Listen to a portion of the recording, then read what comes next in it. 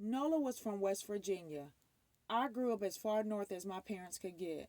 We met at the Stylist Gala. Every year, our owner would throw a big party that lasted 2 days. All the salons would come together for the top salon awards, product classes, and company performance updates. Nola and I became instant friends. My seating place card was mixed up with hers, so we decided to sit next to each other and switch the paperwork. We didn't pay attention to what the speakers were saying that night. We started chatting and exchanging stories and pictures of our kids. At the end of the night, we promised to call each other the following weekend. But of course, as parents of 5 kids between us, it was closer to a month when we talked again. But after that initial call, we talked every day for 2 years. Nola had just went through a divorce, and when we met, I was going through mine. So we talked a lot about it. The next year, I suggested that we stop and visit because I had some time off from work and the kids had to go to Florida to be with their father. When we divorced, we decided to meet in North Carolina since it was the midpoint. I just didn't feel comfortable sending them on a plane alone. So it was set. I would meet up with Nola and her family to visit for a couple days before I would drive down to North Carolina to meet Joe to exchange the children. As we drove down, I thought this would be a little mini vacation for me and the kids. I had researched a couple of museums for us to go to, and we were staying at a resort that had a pool. It also had a couple of ponds for fishing and even golf. This would be a nice trip for all of us. We drove about 2 hours before the kids began to get hungry.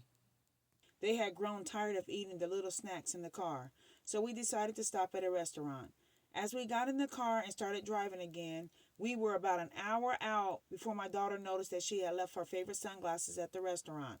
I told her it was too late for us to go back. She began to cry. I had to promise to buy her another pair before she would stop crying. I told the kids that I had found a museum online that we were going to stop and see some cool stuff. One had a car coming out of the side of the building, like one of those quirky little museums on television. As I pulled into the museum parking lot, I didn't see any cars. Online it said it was open during these hours. I quickly learned that small mom and pop stores and museums run by the locals might be open and might not be. I looked through the small window on the old wooden door while turning the doorknob. It was rusty. I looked at my hand. It was slightly red. I rubbed it on my jeans. I looked through the window again, and I gave up when I realized that there were no lights on.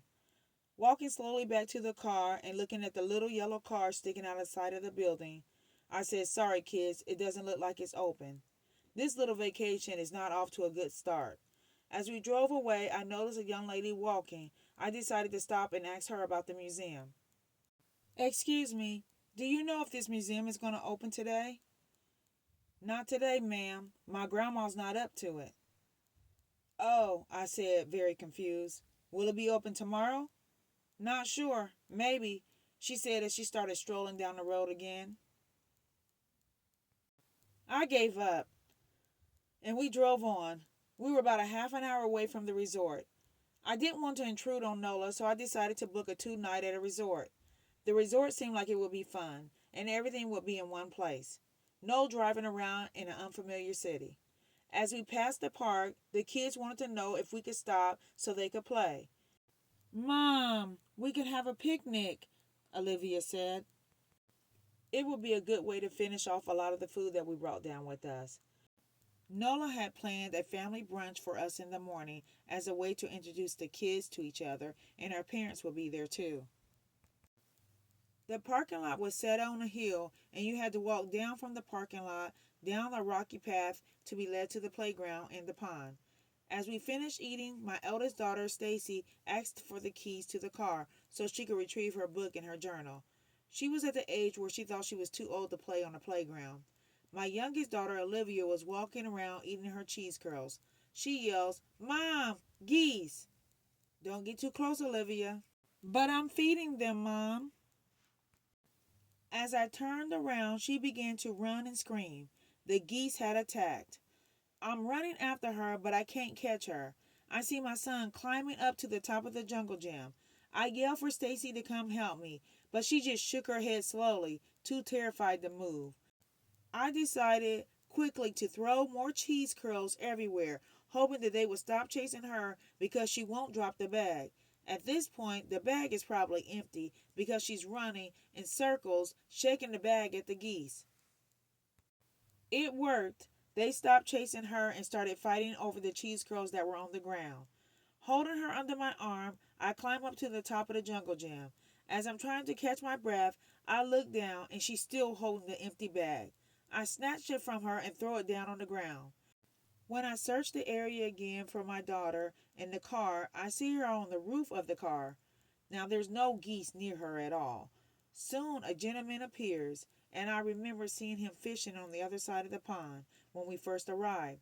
He's talking to the geese and waving his pole side to side, shooing the geese on. With his help, we are able to climb down. I tell him, "Thank you." We head back up the hill to the car. Nobody says anything. I look in the rearview mirror and start backing out. Then, to the shock of all of us, Olivia asks if she can have some more chips. We burst into laughter. There's only one way in and out of the resort. As we entered, I looked for signs for the office. We pass some ponds, and my son gets excited and asks, "Can we go fishing?" I tell him, "I read online that you can rent fishing supplies and equipment." The next morning around 5 a.m., my son and myself climb out of bed, get dressed, and head out to the pond. We see a little wooden shack where you can get fishing equipment and worms. We get our supplies and head over to the water. It was very quiet out, and the water was calm. The only ripples were our lines sliding down into the deep green water. We caught and released about 2 small fishes. "I'm getting hungry. We better start back." "Yeah, me too. I hope the girls are dressed, because they take forever," he said as he rolled his eyes. The drive over to Nola's house wasn't that long. The kids jumped out of the car, running and hugging her kids like they've known them their whole lives. "Nola, the table setting is beautiful. Thanks, my mom came over early to help." As she squeezed the life out of me, she said, "I hope you're hungry." "I sure am," as I squeezed her back. I had called Nola from the bathroom phone exactly, to tell her about the park incident.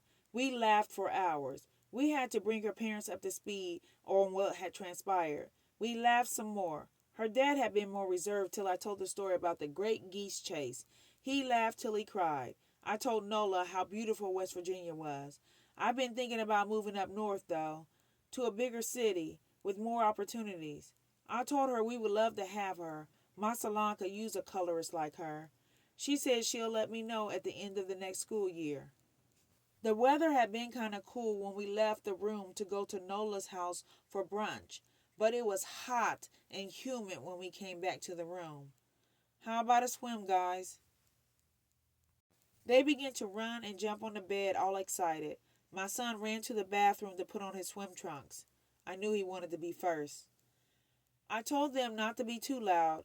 I know the resort is not full because they are still building it out, but there are other guests. They had given us a discount on the room because they were still building the resort. We were one of the first guests to stay. We were staying in the presidential suites since they were the first ones built. As we started walking over to the pool area with our swim bag and towels, I noticed that everyone was walking around with blue towels. We had white. "Oh, this is one of those resorts." I asked my son to run the towels back to the room.